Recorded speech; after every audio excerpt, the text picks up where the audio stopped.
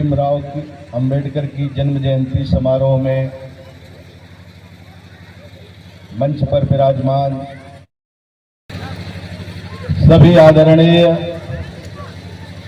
अतिथि, अधिकारी, वक्ता, आयोजकगण तथा इस कार्यक्रम में उपस्थित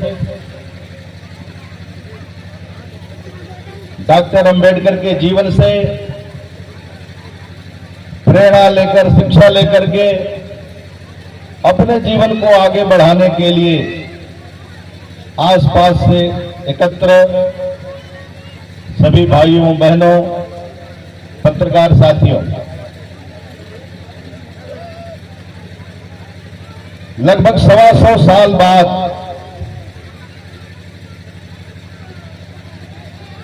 आज का दिन इसलिए महत्वपूर्ण है कि ऐसे महापुरुष को पूरे देश में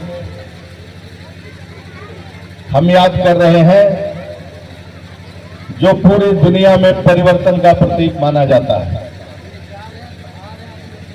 अगर पूरे दुनिया को हम देखें तो दुनिया के जो सबसे शक्तिशाली देश हैं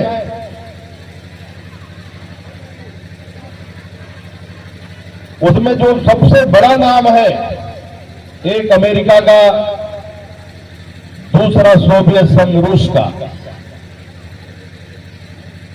इन दोनों देशों के निर्माण में जिन महान नेताओं का योगदान है,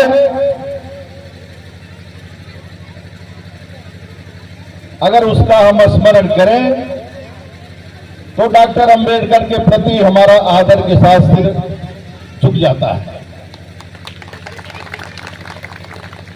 आज का जो अमेरिका है, जो दुनिया का सबसे सर्वशक्तिशाली देश है, दुनिया का सर्वाधिक संसाधन उसके पास है, दुनिया की सबसे बड़ी सेना उसके पास है और दुनिया की सर्वाधिक बड़ी सामर्थ्य उसके पास है। अगर उसके नवनिर्माण का हम देखें तो उसकी जड़ में अब्राहम लिंकन का नाम आता है। अब्राहम लिंकन एक साधारण से परिवार में, झुग्गी झोपड़ी में रहने वाले ऐसे परिवार में पैदा होकर के और आज का जो अमेरिका है, जहां एक समय वहां दो प्रकार के क्षेत्र खड़े हो गए थे। एक तरफ गोरे लोग रहते थे, एक तरफ काले लोग। उनके एरिया में ये नहीं जा सकते, उनकी एरिया में ये नहीं जा सकते। एक समय जो भारत का स्वरूप था, ठीक अमेरिका का वही स्वरूप था, लेकिन अब्राहम लिंकन ने शिक्षा के बल पर अपनी सामर्थ्य को बढ़ाते हुए अपने समाज का संगठन करके आज के नवनिर्मित अमेरिका का निर्माण किया, जो हमारे सामने है। वो उस देश के राष्ट्रपति बने और पूरी दुनिया से दास प्रथा का अंत किया। दूसरा नाम स्टालिन का आता है, जो दुनिया के सबसे शक्तिशाली नेताओं में उनका भी नाम है। आज का जो रूस है, उनके अथक प्रयासों की देन है। उस समय के तत्कालीन व्यवस्था के खिलाफ साधारण लोगों को संगठित करके बहुत सामान्य परिवार में पैदा होकर के उन्होंने उस समय पूरी दुनिया की दशा और दिशा को बदलने का काम किया और पूरे दुनिया में जिस देश को लोकतंत्र की जननी मानते हैं, जो कभी दुनिया में विश्वगुरु हुआ करता था, जहां कंकर कंकर में शंकर का विश्वास करने वाले लोग रहते थे, जहां प्राणियों में सद्भावना का जयघोष करते थे, और वहां जब कुछ लोगों ने अपने ही लोगों को अपने से दूर करने का प्रयत्न किया तो 1891 में जिस महामानव का जन्म हुआ उसका नाम है भीमराव रामजी अंबेडकर। डॉक्टर अंबेडकर ने पूरे देश में व्यवस्था परिवर्तन के लिए पूरे देश के लोगों को संगठित किया और हम सब जानते हैं कि जब देश स्वतंत्र हुआ 1947 में, तो देश के जो नेता थे उनको ध्यान में आए कि पुरानी हमारी जो व्यवस्था इतनी घिसी पिटी है, इतनी जीर्ण शीर्ण हो गई है कि उसके आधार पर संपूर्ण देश को एक साथ लेके चलना मुश्किल है। ऐसे में नए कानून, नए संविधान, नई योजना, देश को चलाने की जो एक व्यवस्था है वो खड़ी करनी चाहिए। उसके लिए देश में सबसे उपयुक्त व्यक्ति कौन है?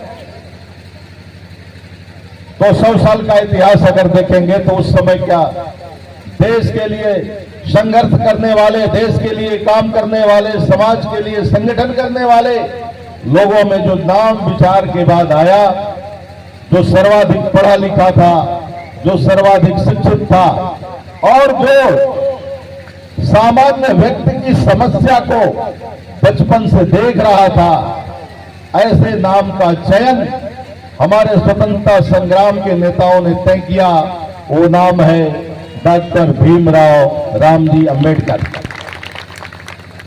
संविधान की जो प्रारूप समिति बनी उसके अध्यक्ष वो बनाए गए और आज का संविधान जिसके कारण हम खड़े होकर अपनी बात, अच्छी से अच्छी बात, खराब से खराब बात माइक लेकर के और छाती ठोककर डंके की चोट पर बोल पा रहे हैं, उस संविधान के निर्माता का नाम है डॉक्टर भीमराव रामजी अंबेडकर। कौन है अंबेडकर? अंबेडकर पूरे दुनिया में, जैसे मैंने बताया कि स्टालिन और अब्राहम लिंकन का नाम आता है, वैसे व्यवस्था परिवर्तन का नाम है डॉक्टर अंबेडकर। पूरे दुनिया में समता, समानता, समरसता का जो पर्यायवाची शब्द है उसका नाम है भीमराव अंबेडकर। पूरे दुनिया में सामान्य जन को, जब पूरे देश में बड़े बड़े समाज सुधारक, बड़े बड़े सन्यासी, बड़े बड़े क्रांतिकारी, उनको लगा कि सामाजिक न्याय का जो आंदोलन है इस सामाजिक आधार पर तय नहीं हो पाएगा, इसके लिए कानून बनाना अनिवार्य है। इसलिए समाज के साथ जो अन्याय करेगा उस अन्याय को कानून के माध्यम से हम खत्म करेंगे। उस कानून के निर्माता का नाम है डॉक्टर भीमराव अंबेडकर। पूरे दुनिया में जो परिवर्तन का, समता का, ममता का, बंधुत्व का, समानता का प्रतीक पुरुष के रूप में आदर के साथ जाना जाता नाम है, वो है डॉक्टर भीमराव अंबेडकर का। बहुत साधारण परिवार में पैदा होकर के उन्होंने कोई आंदोलन नहीं किया, अपने को पूरे दुनिया में श्रेष्ठ साबित करने के लिए योग्य बनाया। ऐसा कहते हैं कि उनके कालखंड में उतनी डिग्रियां किसी के पास नहीं थी। भारत ही नहीं तो दुनिया भर के अनेक विश्वविद्यालयों में वो अध्ययन करने के लिए गए और जातीय आधार पर किसी ने उनको नेता नहीं बनाया।